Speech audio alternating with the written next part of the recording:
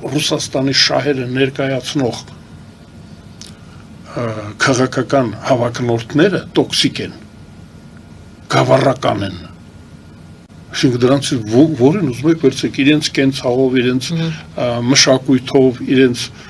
նկարագրով, իրենց անցյալով, իրենց ծրագրերով, անուն ազգանունով կարելի ասել, պատկերացրեք Սերժ Սարգսյանը, Ռոբերտ Քոչարյանը, Սամվել Կարապետյանը,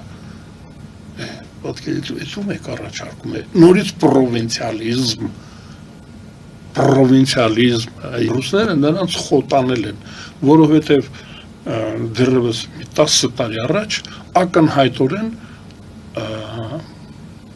Հանրապետական կուսակցությունը եւ իր դաշնակիցները, այսինքն ռուսական, պրոռուսական իշխանությունը իր վարկագծով վարկաբեկում էր նաեւ Ռուսաստանը։ Այսինքն մենք ասում ենք սրանք են ձեր դրածոները։ Մարդիկ հայտարարում չասում են մենք ռուս ենք,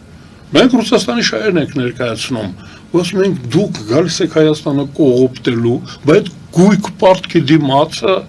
բայց սեպտեմբերի 3-ը 13 թվականի